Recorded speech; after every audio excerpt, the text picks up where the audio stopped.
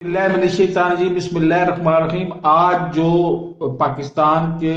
صوبہ کے پی کے میں جو الیکشنز ہو رہے ہیں، پچھلے اگر 5-7 دن کے حالات دیکھیں تو ان کو بجا طور پر خونی الیکشن کہا جا سکتا ہے، کہ جس میں متعدد امیدوار، ان کے حمایتی نہ صرف زخمی ہوئے بلکہ بہت سارے قتل بھی ہو گئے۔ اس کی 3 وجوہات ہیں، 2 وجوہات بہت مثبت ہیں اور تیسری وجہ منفی ہے۔ میں پہلے مثبت وجوہات کی طرف توجہ دیتا ہوں۔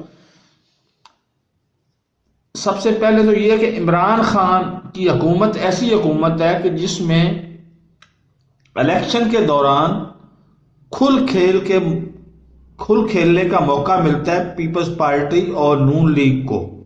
اپوزیشن کو، جبکہ پہلے ہوتا تھا کہ پیپلز پارٹی اور اگر پیپلز پارٹی کی نون لیگ کی گورنمنٹ ہے تو پیپلز پارٹی کو پہلے دبا دیا جاتا تھا،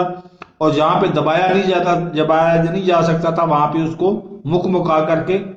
صورتحال کو پرامن کر لیا جاتا تھا۔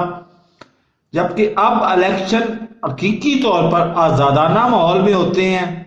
اس لیے لوگوں کے امیدواروں کے حمایتیوں کے لڑائی جھگڑے یہ ایک فطرتی سی بات ہے۔ اور دوسری بات اسی بات سے ریلیٹڈ کہ جب الیکشن آزادانہ اور منصفانہ ہوں گے تو پھر جو قیادت ابھر کے آئے گی وہ جینون قیادت ہوگی، اور اگر ان کو اختیارات ملتے ہیں تو وہ جینون طریقے سے، مطلب اصلی طریقے سے عوام کی خدمت بھی کریں گے۔ اور تیسری بات جو ہے، ماضی کو جب ہم ذہن میں رکھتے ہیں، اقتدار تو جو ہے وہ الیکشن تو بڑے منصفانہ ہوئے تھے، لیکن اقتدار کی منتقلی منصفانہ نہیں تھی، اس وجہ سے ہم پاکستان توڑوا کے بیٹھ گئے۔ تو آج بھی حالات اتنے مختلف نہیں ہیں، ہمیں اس بارے میں پہلے سے کانشیس رہنا چاہیے، توجہ دے کے رکھنی چاہیے ہمارے اداروں کو، اور اداروں سے مراد میری ایک ہی ہوتی ہے، پاک آرمی، کیونکہ پاک آرمی ایک واحد ایسا ہمارے پاس ہتھیار ہے کہ جس کو ہم بجا طور پر پوری دنیا میں بڑے فخر سے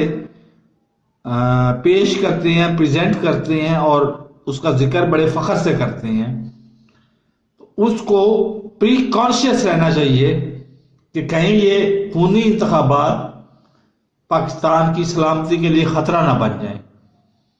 تو میرے اس چینل کو سبسکرائب نہیں کیا تو سبسکرائب کر لیں، ساتھ لگے بیل آئیکن کو دبا کے نوٹیفیکیشن کو آن کر دیں تاکہ میری ہر نئی آنے والی ویڈیو کا نوٹیفیکیشن آپ کو بر وقت مل سکے۔ اللہ حافظ۔